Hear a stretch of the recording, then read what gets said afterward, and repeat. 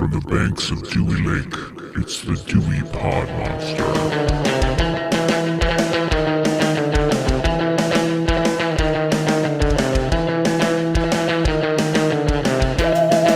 Welcome back. My name is John, and this is the Dewey Pod Monster Podcast. This is a weekly podcast about consumption. We are proud members of the You Run Podcast Network. Make sure to head over to yourunpodcast.com and check out not only some of our stuff, but some of the new members on You Run Podcast, because there are several new ones this month. With me this week is the host of the Dewey Pod Monster Podcast, and his name is Sean. And Sean, how are you this evening? John, new year, new you. It's time to pump you up. Oh, jeez. Here we go. So, well, before we get into pumping me up, what have you been watching this week? Well, I've been watching a few things. So we've talked extensively in the past about Heavy Metal Parking Lot, which, if those at home are unfamiliar with Heavy Metal Parking Lot, it was a documentary that was filmed in the parking lot of a concert venue where Judas Priest was playing in, was it like 1984, 85, like around that time? I believe it was mid-80s. in Ohio somewhere. And so they went to this parking lot, they recorded these people's reactions. It's like a 17-minute short. It got passed around for a long time as a bootleg VHS, and you can watch it on YouTube now. It's available on DVD. It's all this stuff. One of the directors, because I think there's two directors, one of them is Jeff Krulik, and he has also made a lot of other documentaries. So I've been kind of diving deep into his past catalog. So I've talked a lot about Found Footage Festival in the last year or so, and they have a streaming service of their own called Rewindo.tv. It's like $10 a month. Yeah, it's not super cheap, but they have a lot of archive stuff in there. They have a lot of stuff that they found, but they also have a bunch of documentaries that Jeff Krulik has made. So he's just, for some examples, he's made one called The King of Porn, where he talks to this guy who's just this regular, I don't think he's like an accountant or something. He just collects all this porn. He has all this porn and they talk to him. And it's kind of like Dave's Old Porn, but like something more in-depth. Yeah, I mean, they don't like show anything, but he kind of talks about his collection. Let me just tell you the title. It's called Ernest Borgnine on the Bus. And at some point in Ernest Borgnine's career, he decided he was going to buy like a big touring bus. And him and his son was like maybe late 20s, and Ernest Borgnine was like in his 70s probably at the time. They were going to drive around the country in this bus. And Ernest Borgnine just kind of talks, and he meets these people as he goes around. So it's almost like a Road Rules without the challenges, with Ernest Borgnine meeting all these people at truck stops and Denny's and campgrounds and all this stuff. The way that I feel like this was filmed initially, they wanted to make a series or something out of it. It's very charming. Bizarre. It is very bizarre, but it's very charming at the same time, because Ernest Borgnine will just like spit out these anecdotes of, oh, this reminds me of the time when I met, Clark Gable and we did LSD together. I don't think he says that, but I would expect something like that. I was about to go hunt this down and watch it. Cary Grant. That was close enough. Cary Grant is the LSD guy. So yeah, so I watched a bunch of that. And the last one that I wanted to mention, he did another short. It was called Neil Diamond Parking Lot. And as you can guess, it's a Neil Diamond show, but it's in the same parking lot as the Judas Priest one. So I think I saw that because I think it played like right after Heavy Metal Parking Lot when I was watching it on YouTube. Yeah. And I remember it being less entertaining than Heavy Metal Parking Lot. I mean, there's something to be said for Neil Diamond fanatics. So got that. Yeah, but it's not as okay. So admittedly, I don't think Rob Halford was it Rob or Ron Halford? Rob Halford. I don't think he was out of the closet when Heavy Metal Parking Lot was shot, but I always laugh when they get to the girl that's like convinced that she's going to bang Halford. Like she says it several times. I'm like, I don't think that's going to work. Yeah. I don't think that's going to work at all. Well, did you see the old ladies that said that they were going to bang Neil Diamond? I mean, there were several of those popping their tops. Crazy. I don't remember that. So maybe I need to watch this again. Hey, why not? What else can you do at the time? One of the other things that I just watched it today. My brother-in-law is like, he's a connoisseur of garbagey, like 80s teen movies, because he has older siblings and he's the youngest of three. His dad like worked at a TV station, so they paid for all the channels back when a lot of people didn't, because he needed to have all the, information on the competitors. That's what he says. So he always turns me on to these 80s teen style movies that I've never heard of. So one that he told me about was Whitewater Summer, which stars Kevin Bacon, Sean Astin, the guy who plays Boner on Growing Pains. And it's about Sean Astin's this like nerdy kid who lives in New York City. Also and Kevin Bacon is one of those guys that takes kids from the city to like survivalist camping out in the mountains somewhere. So it's, get them out of their comfort zone, get them to build confidence. I feel like that premise has been used on like a million TV shows as like a one-off episode. Like, I'm sure that happened on Home Improvement. I know it's happened on The Simpsons. Like, yeah, exactly. We got to make men out of these kids episode or whatever. So, yeah, so it's kind of along that line. And Sean Astin is, I don't know, he's really smart, but he's stubborn. And Kevin Bacon's like tough love. And it's an interesting movie. I was looking at IMDb after because I wanted to see all the people that were in the cast and all the different stuff. And, when they have those lists on the side, on the sidebar of IMDb, when you go to a movie and it'll say like the lists that it's been put in and they're all user lists. And one was like the worst movies. And I looked and I'm like, if the movie's rating is like a 6 point something, it's not the worst. It can't be one of the worst movies. Like we've talked about movies that are a gazillion times worse than any of that stuff. So I didn't think it was horrible, but we're about to talk to a movie that's so renowned that it has 0 ratings on Rotten Tomatoes. So I don't know about it. Doesn't have a number on the petometer. No, there's not even a review to pull from it. I thought it was kind of interesting. So I did find one, but going back to Whitewater Summer anyway. Sorry. Sean Astin was totally to be continued on that. So. Yeah. Sean Astin was totally in the wrong in this movie. He's like a real fucking shithead kid in this movie, but it's weird. The thing that I'll say that's weird about it is so the movie is filmed and Sean Astin looks like he's probably like 13, 14 years old, but he kind of interjects himself as like the narrator. So he'll say like, and what I was thinking here, but he's clearly older. Like his hair has grown out a little bit. He's matured a little bit more. He's a little taller.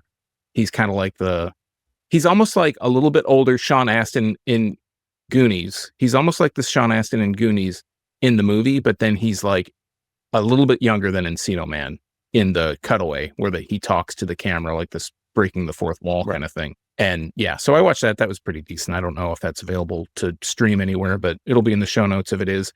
And lastly, but not leastly, something that I think both of us are going to talk about is the Netflix 3-part documentary series, I guess, called The Kings of Tupelo, A Southern Crime Saga. So why don't you, I know that you and I both watch this, so why don't you kind of tagging you in on this discussion? Fair enough. This is one of those docs that I think that part of it was on and I just caught like maybe a minute of it because there's a distinct scene in it where I was like, I feel like I've seen this before. And I remember texting you and saying, hey, have I already talked about this? Or like, did I just forget that I watched it? And it turned out you were watching the same thing, because this documentary basically tells a story that goes from, it's been about a week now, so I might forget a couple things, but Elvis impersonator, janitor, body harvesting, Elvis impersonating again, more like I bought a gateway computer from Walmart and now I'm on the dark web, like disproving or proving all these whacked out conspiracies, all while centering around body harvesting again. Eventually we try to blow up I don't even want to say who he tries to blow up. I feel like I might end up on a list. Well, he tries to. He doesn't try to blow up anybody. No, he doesn't blow him up. I'm sorry. He sends ricin to government officials, federal and state officials. All the way up the chain. And then we get back to body harvesting eventually. And it's just a really wacky, like, I found myself watching this 3-piece documentary, because it's a Netflix one, like you said, all of them are 3 pieces. And I got through the first 2 episodes. I was like, well, that was pretty good. I'm glad I'm past that. Then I'm like, oh, fuck, there's another episode. I'm like, well, I don't want to pick this up. So I ended up like forcing myself to sit through the 3rd episode. I really feel like this is one that they could have jammed into 2 episodes and been perfectly fine. I found it interesting, but at the same time, I was like, I'm not sure there's enough here to justify 3 episodes of documentary. Yeah, the first two really center around Kevin Curtis, I think is his name, is the main guy. The It's Elvis like Kevin impersonator. and James, I think.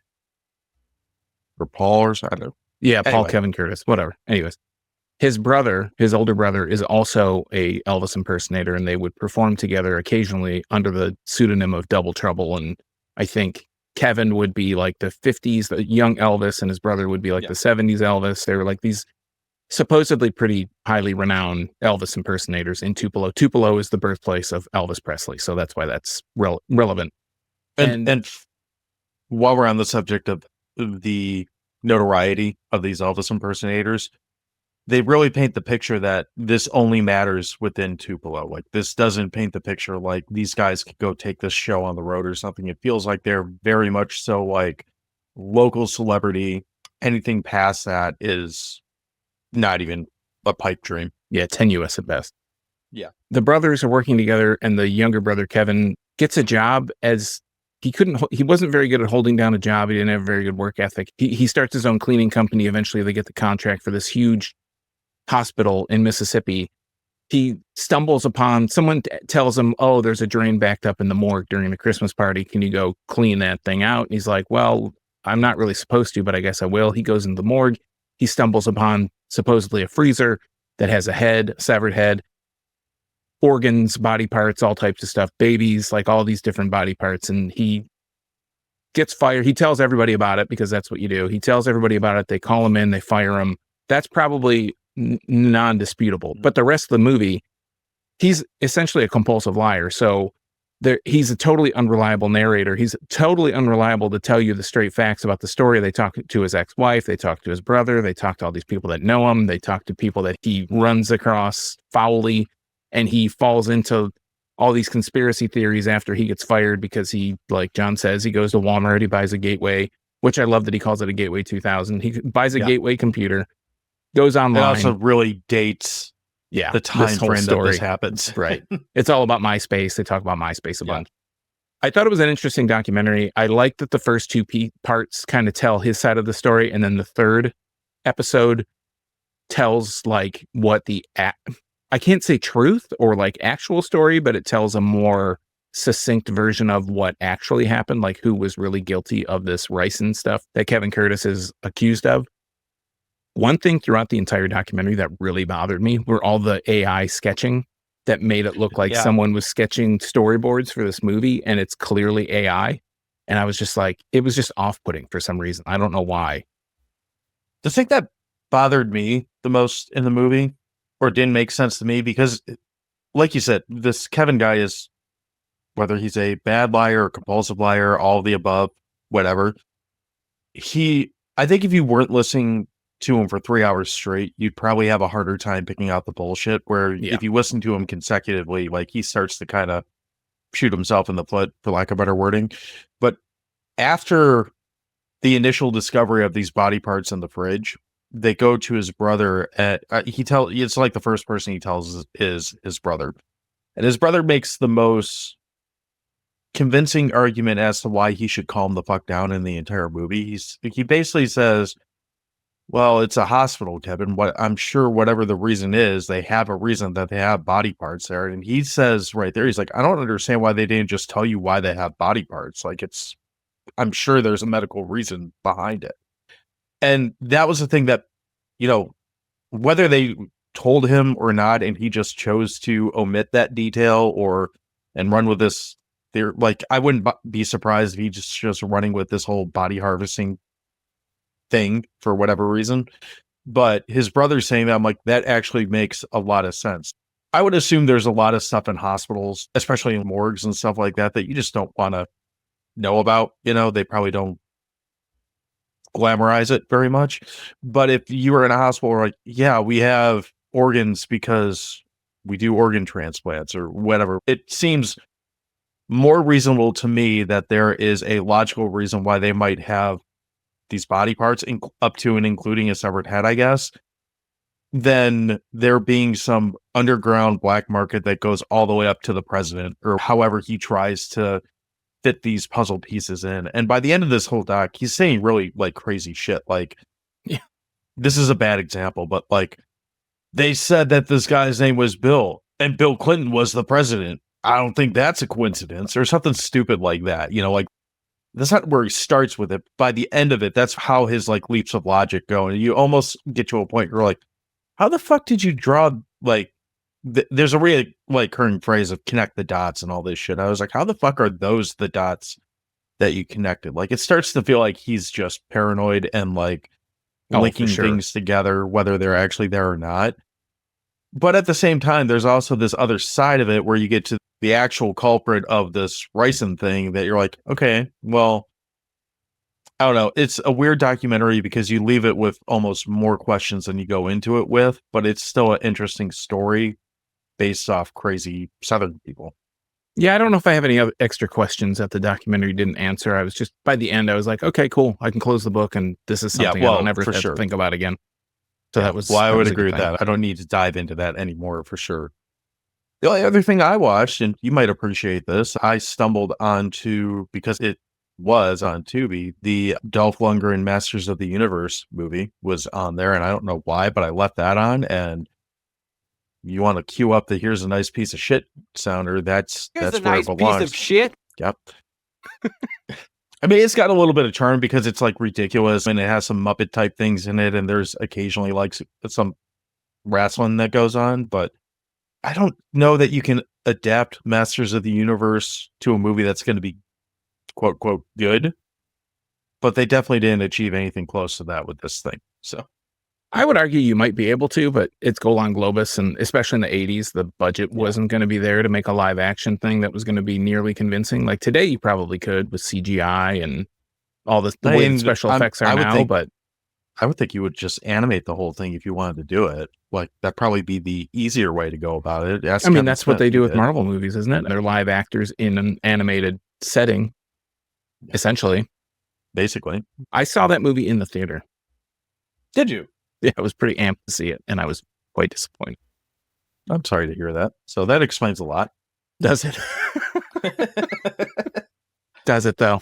Yeah. I think we just uncovered the true genesis of this show. Maybe. Could be. I saw a lot of shit before that, too, though. Yeah, well, there's got to be a boiling point. That was it, though. It's been kind of a crazy week. So for behind the scenes, like this is the week of Christmas. So there's been just a lot. I haven't had a lot of time to sit down and watch stuff. So hopefully over the next couple days where I'm home more, I'll have more to talk about in upcoming chats. So, but that's all I got for now. So we're going to take a break. We're going to come back and we're going to talk about the movie PulseBeat, which you're probably thinking, what is that? Well, come back after the break and we'll tell you about it.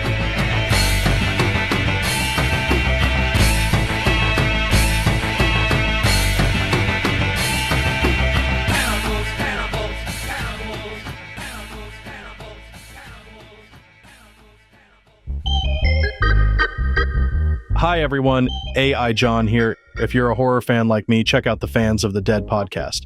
Mike and Jeremy dedicate every episode to a horror film, from the popular to the unknown. You can get their takes on some of the movies we've talked about, including Terrifier, The Burning, and Ghostbusters. Head over to yourunpodcast.com to check them out and all the other members of the You Run Podcast Network. Okay, so we are back, and this is January, and what do we do in January? We resolve to do new things to get better. So this is, I don't have a good alliteration thing for it. It's Exercise January, I guess. Yeah, something. So, fitness, trying to get our fitness back up to snuff. Fitting this dumbass movie up my ass. Let's go. We're going to talk about the movie PulseBeat. It came out in 1985. As I mentioned earlier, there is no reviews at all. There's no critical reviews or no potato meter reviews on Rotten Tomatoes, so I can't pull a review from there, which is okay. I found one on Letterboxd from Friday Night Bad Movies, and he says, I've seen transparent rest stop one-ply toilet paper that wasn't as thin as this fucking plot, but it's a blindingly pure 80s blast and a great time, especially if you like bad movies. There's really nothing else like it. Okay? 2 out of 5 stars, I think. Is this 5 stars? We'll say that. 2 out of 5 stars from Friday Night Bad Movies. Very convincing. Sean, what is PulseBeat about? Well, we're going to put this one up John's ass, and we look on IMDb, and we look up PulseBeat. It actually gets a 5.1 out of 10, which is pretty, I think that's pretty respectable. out of 65 ratings. Surprising. 65 total rating. So, I don't know where that lies, but we go to the storyline of the plot. I never know which one's which, but we go to the one on the top. It's on the top, and I figure you should read that one first. It says, rival health club owners enter an aerobic competition to prove who is superior. If we scroll on down to the storyline, because that's the one on the bottom, I guess that would mean make the top one the plot. This one is the exact same thing. Rival health club owners enter an aerobic competition to prove who is superior. And this is a little bit of a different take on what we normally do, because this is a drama. This is categorized as a drama. And I think there are quite a few dramatic things that happen in this movie. I kind of feel like it's called a drama for lack of a better or a more appropriate genre. And I don't even mean that as a slight against it. I don't know what else you would really call this. It's not I feel an like action any movie. movie that's kind of listless and they don't know what to call it, they just call it a drama. I mean, there are things that are obviously dramas, but Sure. I think the catch-all for movies, if it's like no clear genre, they just say it's a drama. Yeah, and with all due respect to the movie that we're about to talk about, I don't really know that you could. It's definitely not a horror movie. It's definitely not an action movie. There's moments that are kind of funny, but I wouldn't go as far as to call it a comedy. So I guess drama is what we get. So Sure. Sounds good. So is there anyone in this movie that we're aware of? I know there's one guy, but I figure I'll let you introduce him. Yeah, so I think listeners of the show would recognize the main guy, Daniel Greene. Daniel Greene was in Fists of Steel. We talked about Fists of Steel last year, and Daniel Greene was also in Kingpin. He's been in Falcon Crest. He's been a lot of low-budget B-movie crap. And this is probably, I think I looked at his IMDb, this is the first feature film that he was in. He had some other acting things going on. We also have Lee Taylor-Allan, who plays the love interest Annie. She was probably best known as being in Stargate. She was in, I guess, a movie called Alone in the Dark, not to be confused with a video game. And we also have Robert Small, who plays the accountant. He's been in a lot of stuff. He was in Flight of the Navigator. He's got a lot of these little credits and in a bunch of different roles, little bit parts. He was the government doctor in Transporter 2, so you may recognize him from that. And one last thing before I can see you giggling in the background. I have one last person. Cindy is a receptionist. She is played by Carol James, who was in Monster Dog. I'm laughing because I clicked on Lee Taylor-Allan to see a picture of her, and the picture of her on IMDb is actually not her. It's like a corpse or a zombie or something. Yeah, it's a corpse or it's from Alone in the Dark from I don't remember, but it's basically if you blow up the picture, she's in frame, but if you don't, all you see is this fucking zombie. It's kind of funny. So anyway, probably, and it's the only picture on her IMDb. She's got a few credits, so I'm kind of surprised that. Well, I guess only 9. I thought she had more stuff than that. But yeah, I'd say Stargate's like the thing that sticks out in that resume. Yeah, for sure. I don't know that she does. That's actually why I clicked on. Like she was in Stargate. Like I don't remember who, but I also she plays Jenny. You know, Jenny from Stargate. Absolutely. So, Sean, was this a first watch for you? I'm guessing not, considering that this was your pick, but is this a first watch for you? Let's pull the curtain back a little bit. So on these January movies, as John mentioned, I think in the last episode, this is the second year now that we've done these like New Year's resolution type movies. And last year was all horror based 80s, like aerobics workout kind of movies. So we did Aerobicide / Killer Workout. We did Death Spa, AKA Witch Bitch. We did Hell Spa, and we did the Linnea Quigley workout. So this year, what I wanted to do, Murdercise. Don't skip we did Murdercise. That's right. Yes. So this year, I always forget one of them. I forgot we had 5 weeks last year. So what I wanted to do this year, last week you forgot Linnea Quigley. This week you forgot Murdercise. So what I wanted to do this year is kind of try and push the boundary of what we could talk about for these New Year's resolutions, and we're kind of focusing more on workout or aerobics, just themed movies, because there's only so many horror movies. There's only so many of these types of movies. And I feel like we're scraping the bottom of the barrel. Like we're scraping the bottoms of the scrapings of the barrel. So I think we're at the point, when you're in a house that doesn't want to buy a new bottle of soap, so they just fill the remnants of the soap with water and then kind of shake it. Yeah. And it doesn't really clean your hands, but it gets them wet and bubbly for a minute. That's kind of what we're at right now. Yeah. Well, hey, I've got another year lined up. But anyways, PulseBeat. I haven't actually. This is my first. I'm terrified for 2026. We're in some bad juju for next year. But yeah, this is the first time I've actually watched this movie. And what caught my attention was, number one, it had a workout theme. And number two, Daniel Greene. After we watched Fists of Steel, or what, I don't think that's the actual name, but Hands of Steel. Yeah. I've called it Fists of Steel a bunch of times. When we talked about Hands of Steel, I have seen a few Peter Greene movies, and he is in some fantastic garbage. And I figured this couldn't be that bad of garbage if he's in it. So I figured we'd watch it, and this is the first time for me watching it. This is also a first time for me, which I don't think is going to surprise anyone. I will say that this is one of the most like busy and upbeat posters, which I really don't feel like matches the tone of this film at all, but that's okay. When I saw the poster, it was a must watch. Yeah, it looks like, I mean, it's definitely out of 1985. You can say that for sure. I'm looking at it now, there is one girl that's like straight up bent over with her head poking through her legs, which is kind of funny. It is an over stylized poster of two people flexing, like a bodybuilder and a woman. And the rest of these are just scenes from the movie. So it's like a really nice glossed up poster. It really draws your eye in. If I had to say what this movie's about, and I don't know if I even care about spoilers for this, but if I had to like condense what this movie is, it's basically like an hour and 20 minutes of workout scenes with the occasional people like jumping on each other on said workout equipment and fucking, all leading up to this aerobics competition, which for some reason has a whole fucking audience watching it, which is probably the most unbelievable on part. The radio. Again, quite possibly the most unbelievable part of this entire fucking thing. And the aerobics competition, not to skip around too much, to go all the way to the end, it gets kind of funny because there's a solid like 3 minutes in the movie where it's literally just we're watching Daniel Greene run in place against two or three other schmucks running in place. That is the event. They are running in place. I'm like, this is a competition? This is something people do? So Can I summarize what my kind of thought on this movie is? Okay, so spoilers abound.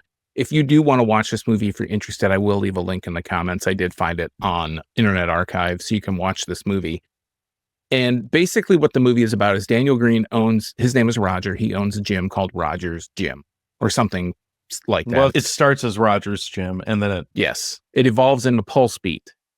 So Roger's Gym is kind of going under. He brings in an accountant to help him with his books. And the accountant's like, dude, you're going to go out of business. He's like, I just kind of like to have fun here and work out and stuff. And they have aerobics classes. All these people are being poached by his crosstown rival. And we find out later that the crosstown rival is actually his mother. So his mother's poaching these instructors. They're poaching clients and customers from Roger and Roger's Gym. And Roger is basically hooking up with all the different all the female instructors, because there are male instructors as well. But he has all these spies. So. Yes, he has all these spies from his mother's gym that are like being paid by her, but they're working for him, and they're trying to siphon all this stuff and figure out like, I never really got down to why his mother was sabotaging his business, but he decides that in a effort he has this epiphany one night after he's been drinking with his dog that's sitting on the floor next to him, panting, that I'm going to start this new gym. It's going to be called PulseBeat, and it's going to be the coolest gym. I need to get investors, all this stuff. They don't really go into how he does this. He just he has this dream that he's going to open this place called PulseBeat, and he opens this place called PulseBeat. What happens then? The dog lended him the money. Maybe it was like Sam Berkowitz, like Son of Sam, and they were like telling him, let's start this gym. So he starts the gym. He decides he's going to join this aerobics competition called Aerobathon. And it's going to be this competition against all these different clubs in the area. And he feels like if he does well here, if he wins a Aerobathon, that will get him enough publicity so that he can sign more clients and he can become successful. So that's really like the whole gist of it. But like you mentioned, John, a lot of what this movie is I would say this is an hour and 20 minutes. I would say easily half the movie is shots of people in leotards bouncing around, guys, girls, shorty shorts, like nut huggers, just dancing around and stuff, people working out. And then I would say Another 10% is probably like TNA, like without clothes on, people, softcore porn almost in some of it, on workout equipment, in this gym, in Roger's initial gym before. Because I think once they get to PulseBeat, that seems like they start to become pretty serious about the actual We're gym serious part of about fucking our gym. We go to our couch now. We go in the hot tub. God damn it. Yeah. But yeah, so the movie is really like, it captures these trends of like those 80s TNA movies, but it tries to put like this dramatic spin on the whole thing. And I want to say the dramatic spin is more about kind of like a romantic quarrel between all these different people. Like all these people are involved. It's like a really advanced episode of like Melrose Place or something, but it has to do with the gym rather than an apartment complex. So I'm going to ask you this question because, and I don't know if you've seen the movie I'm about to ask about, but I'm curious. What do you think the odds are that this is the major inspiration for the movie Dodgeball? Because I felt like a lot of this felt like the crosstown gym rival thing. Granted, Dodgeball is a much more slapsticky, stupid comedy, for better or worse. But I feel like just the general, like, questionable animosity, and honestly a lot of the Ben Stiller character from Dodgeball, I feel like he's like just ripped out of like a combination of several of the male characters in this movie. You really think there's that close of a through line from this to that? I think it would be, wouldn't say that close of a through line, but a definite like inspiration. And tonal. Yeah. I feel like the whole theme of Dodgeball was just like an amalgamation of so many different things. Maybe this had maybe somebody saw this. So I want to kind of get some details of this movie out of the way. This movie is, I believe it was initially released in Spain. So what you'll notice is even almost every voice in this thing is dubbed. So even people that speak English, they dub their own voices. There are a few scenes where they use like the mic that was in the shot. So you hear the original audio, which it's just kind of odd that the whole thing's not dubbed. But there's also characters that have several different voices throughout the movie too. Yeah. Like, especially he's not a lawyer, the accounting guy. Mm-hmm. He'll go from being like, well, I'm an accountant guy. I'm going to get a membership at this gym. And then he's like, oh, you mean we could have sex? I am an accountant guy. Let's go have sex in this gym. Like, that's basically how he is through this movie. I kind of appreciate it. I mean, it adds a little bit of that kitschiness, a little bit of that campiness or something. It's this je ne sais quoi that adds to this movie. That's like, I wasn't citing it as a negative. I'm just saying it's no, I know. So, yeah. But I think it's fun that the movie, there's just so much. Like, I talked about the dog panting in the room when he was getting drunk on whatever banquet or something. Yeah. The dog in this room is mic'd better than 99% of the rest of this movie. You can hear every like heartbeat of this dog. It's like a Great Dane Dalmatian, like it's a spotted Great Dane, and it's like, and it seems like it's gonna die in this room. And I don't know why they felt the need to mic the dog at all. Like, I don't feel like the dog being surrounded by beer cans with a shirtless Roger added anything to the scene by giving him a microphone. And there's a scene, this whole thing's dubbed. There's a scene where Roger meets with his idol. His idol is this actor who played this Achilles character in one of those like Gladiator movies or whatever. And I want to say the actor's name is Peter. Yeah, Peter Lupus plays the character Greg Adonis. And Peter Lupus was in Gladiator movies and shit. He was in the original Mission Impossible TV series. And his other best knowns are Challenge of the Gladiator, Goliath at the Conquest of Damascus, and Hercules and the Tyrants of Babylon. He comes in and he makes a mention like, oh yeah, all these people in all their dubbed movies or something like that. It's funny that Roger is in love with this movie, in this whole series of movies with this actor who plays Achilles. And the actor that's in the Achilles movies jumps in and was like, oh yeah, all these movies are dubbed. I just found it ironic that this whole movie is dubbed and the character in this movie is talking about movies that he's been in that are dubbed. He's also in Pumpkinhead 2 and Police Squad. Yeah, he's in a shit ton of stuff. Yeah. It's not all great, not all bad. and he's in PulseBeat. Having watched this movie, I can't wait to hear what you have to say. I'm really curious. Did you actually enjoy what you subjected us to? You know, I watched this movie and I took the note. I wrote, this may be the longest hour and a half that I've ever sat through. There are times when this movie is torturous at how slow the pace is and how it doesn't have, like, the plot is, like the guest reviewer mentioned, it's like toilet paper thin. Yeah. The story, the plot is just paper thin. Yeah, well, honestly, it's one of those movies that, aside from the occasional like sex scene, like it really feels like just nothing fucking happens. Yeah, you get to see a bunch of like aerobics scenes and workout scenes and stuff like that, and that's, you know, fine for what it is, I guess. But yeah, I don't consider myself a film scholar by any stretch.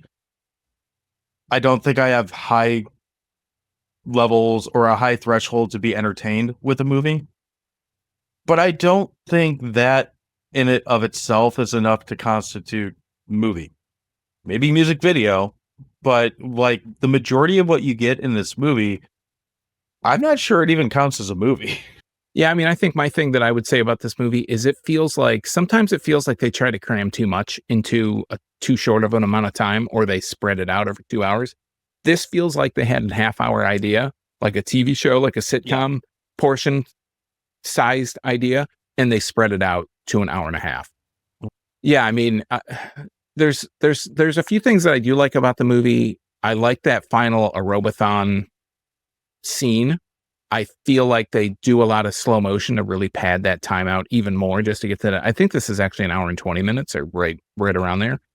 Some of the actors, IMDb, it's an hour and 32 minutes. Oh wow, that's even more torture.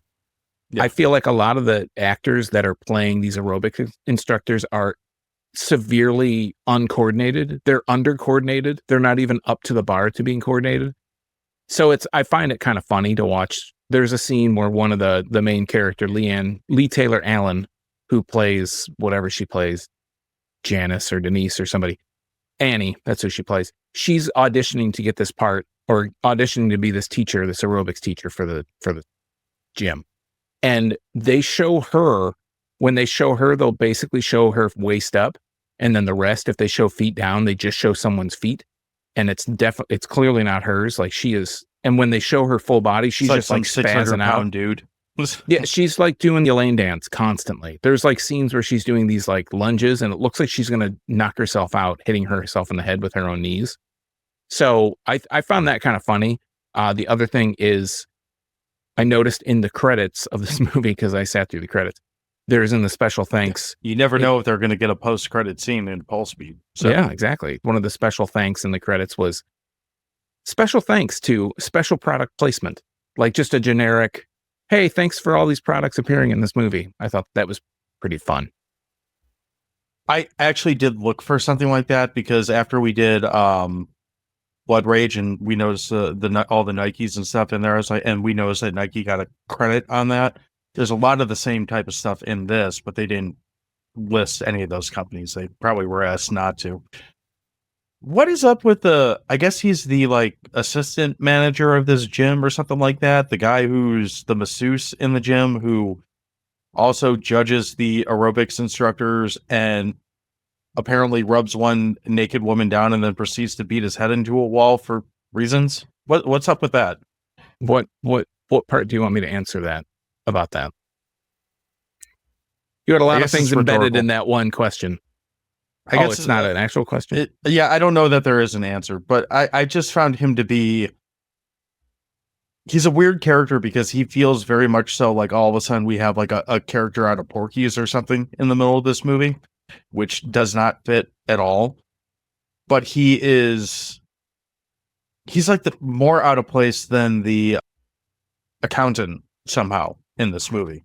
He's like a like schlubby... the accountant's out of place. I don't feel like any of them are out of place. I just feel like there's such a sparse amount of anything going on in this movie that you could have two that's characters. True too. Yeah. I feel like they need to have people for the main characters to talk to when they're not bouncing around in the studio or fucking on gym equipment. You know, to boil it down to This the guy- essentials.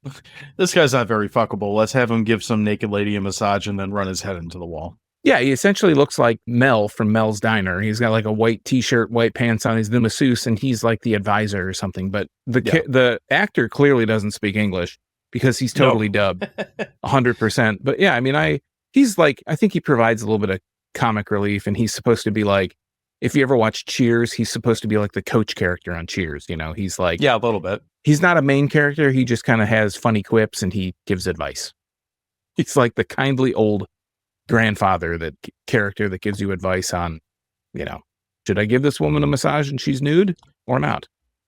I feel like not a main character, but has quips could be the entire, like, that's what the tagline on the poster for this movie should have been. Yeah, maybe. Just but that wouldn't So. sell a good movie, would it? Not that this one probably sold anything either. I don't know. Is there any numbers on this? Let's see. God, no. No, there's not. Disappointing. Yeah, this is kind of a weird one because, you know, we mentioned last week that last week might have been the shortest episode ever. This might be the shortest episode because there's really like so little that happens in this movie. We've already hit it. They exercise and they fuck. Like, it's hard to really You'll have have like to a watch lot it to know who wins the aerobathon, though. I'm not giving that away. I mean, I think we kind of hinted at it already because we talked about it, but it's kind of hard to really break down a lot on it because frankly, there's not enough meat on the bone to break anything down. This is the definition of like a fast food hamburger. Like, you go and you see the picture of it and it looks great. It's all like a quarter-pound cheeseburger with bacon and all the fixings and all that, and it's picture perfect. And then you get it, and there's like, when they say a quarter pound of meat, it's literally a quarter on a piece of bread, and that's it. And you're left kind of like, I guess I'm not hungry anymore. So I don't know how that works, but I'll take your word for it.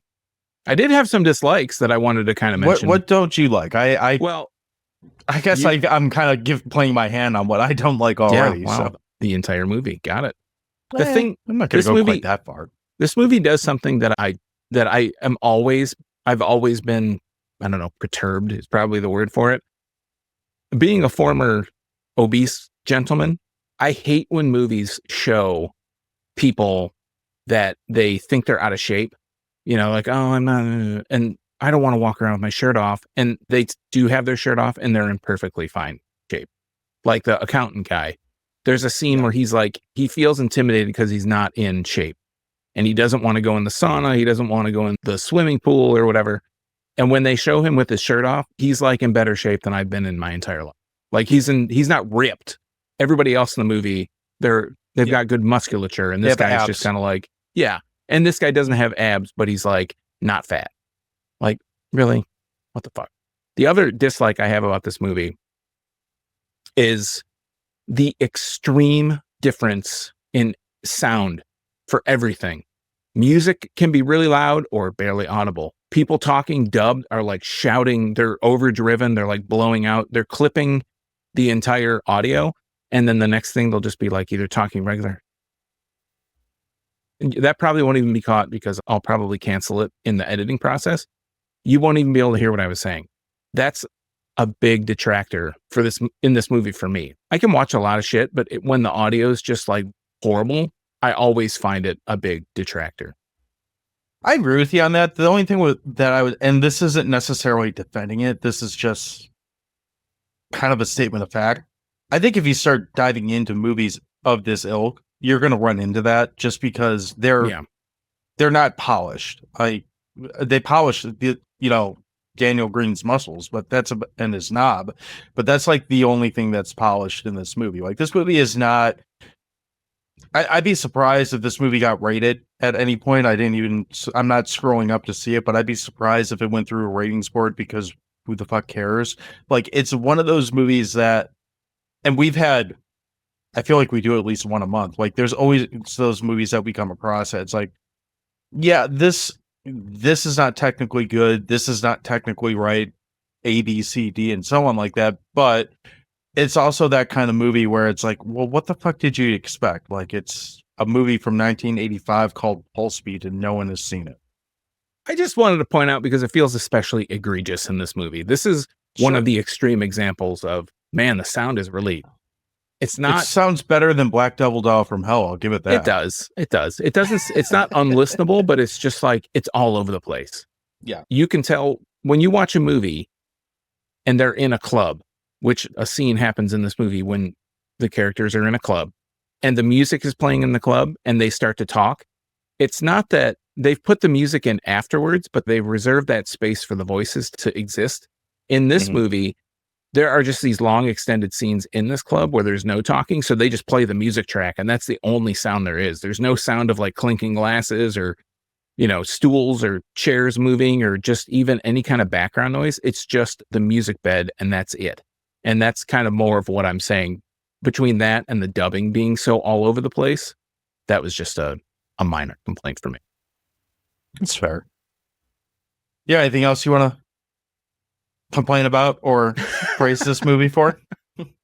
I think I'll reserve the rest of my judgment for hot dog time. All right, well, what time is it? Then you're in for a big treat, bro. Because it's hot dog time. So I'll go ahead and start us because why not? I haven't said a lot on this episode. I might as well get it out of the way now. I don't love this movie, but I also oddly don't hate this movie. It's one of those movies that's just kind of there. Like, it's easy enough to put on and kind of ignore. There's enough like things going on. It's like, okay, well, I can stare at this kind of blankly. I don't know if I would go as far to say be entertained for an hour and a half, but I'm not mad about it either. I don't know who this movie's for. Like, I have no idea what the target audience is for this movie, especially not in 2025. Maybe in 1985, there was more of a audience for this because workout videos were more of a thing, but I don't know. I'm not mad at this movie. I'm not mad that we decided to watch this one, but I can also say with pretty much 100% certainty that I don't think I will ever watch this movie again.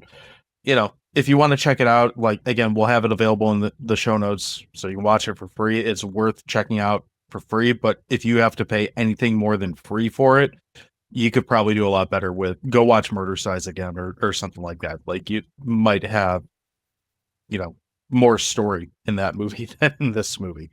But for what it is, it's got some moments that are fun. Like mentioned earlier, there's a couple of things that are so either dumb or kitschy or whatever that they can kind of make you laugh. And if you just want something that has a lot of gratuitous exercise and occasional nudity, it checks those boxes. So it's not the worst thing that we watch, but it's also not something that I feel the need to ever watch again. So it gets like half a hot dog. Like, I'll take a bite, but I'm not going to stick around for the whole thing. Whose hot dog is this, huh? Is it yours? So I think what I'm going to say is really going to be very close to what you said. This thing should be called Montage the Movie. There's training montages. There's like sex scene montage. There's aerobics montage. And that's pretty much all that happens in this movie. It's not a good movie.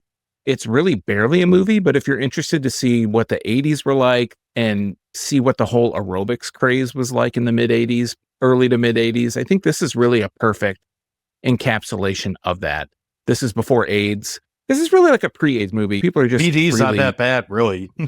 Yeah, very treatable. People are just freely having sex or whatever. And if you like watching asses and titties shaking in tight leotards and scenes of sweet love making on gym equipment, I think PulseBeat will titillate your senses. It's probably right up for what you're looking for.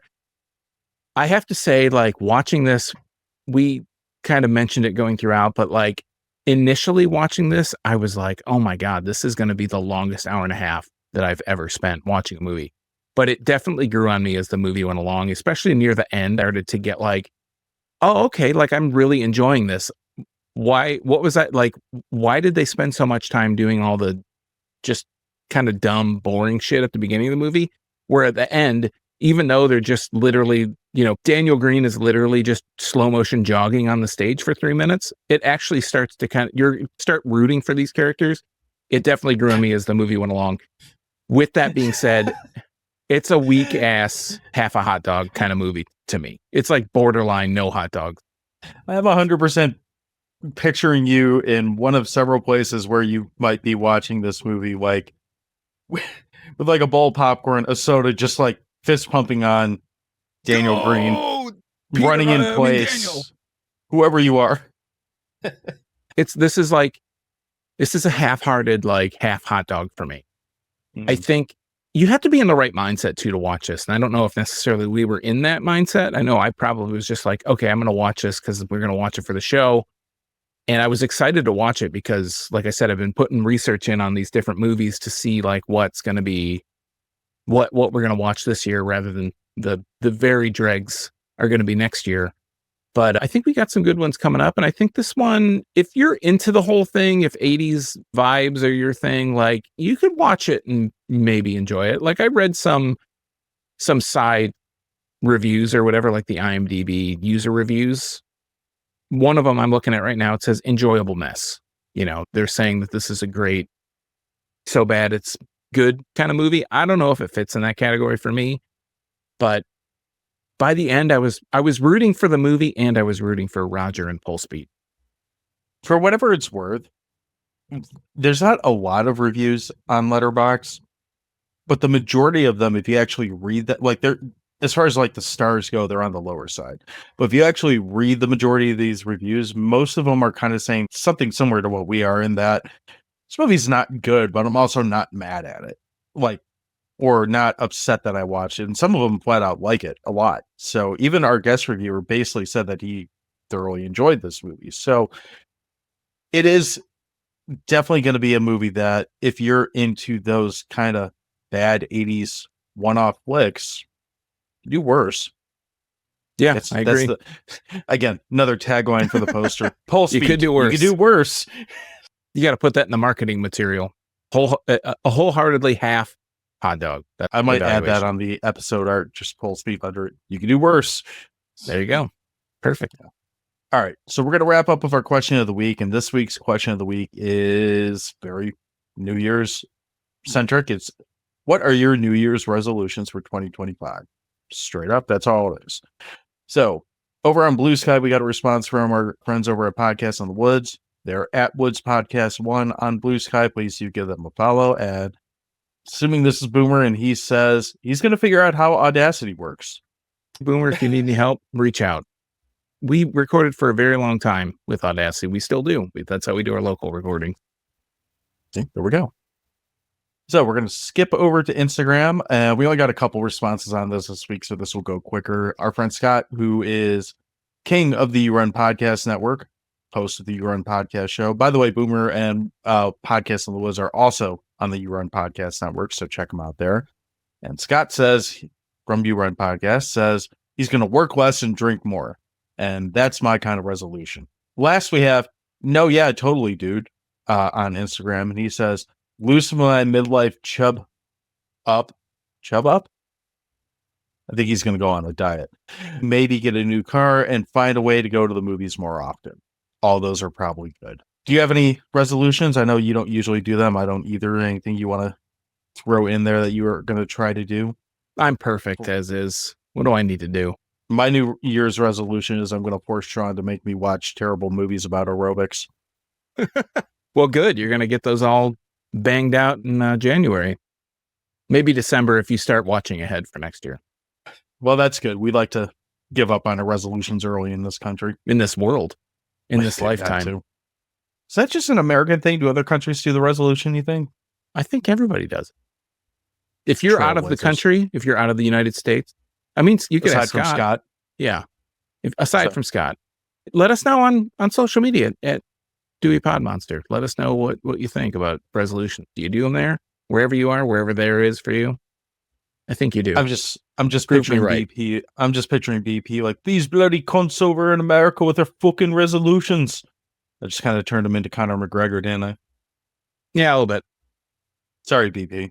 All right. Well, I think that's all we got for this week. So we're going to be back next. We're going to go hit the showers, not together, and maybe come back next week. No, for more aerobic side or something. In the meantime, if you would like to follow us, we would greatly appreciate it. You can follow us on any social network that matters. We are at Dewey Pod Monster. If you don't find us by searching that, we're not on there. You can let us know if you would like us to be on another social network, and we might do that, maybe.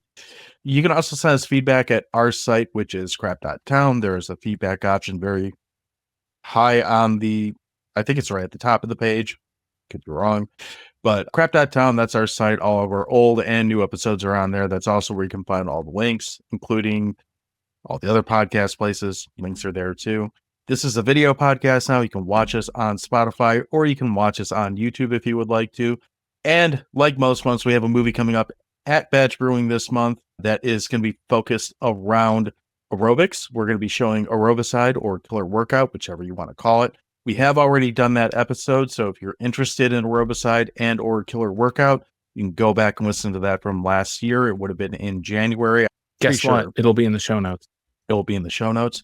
And you can come to Batch. I believe we said the 23rd of January is when we're going to do that, but keep an eye on our socials and Batch's socials. We'll have it posted there. Sean, what am I forgetting? Yeah, I was going to say, for anybody that's out there listening, if you are watching the video podcast, let us know. We want to know what you think, if there's things that we can change, if there's things that we can update. If you want to have your answer to the question of the week read on this show, you can find that question on all the social media. It's at Dewey Podmonster. And lastly, if you want to follow my Michigan craft beer adventures, you can find those at youtube.drafttherapy.com, or you can find me on social media at Draft Therapy. That's it. So we're out of here till next week. Have a good week, and we'll talk to you soon. Keep working out. Blah, blah, blah.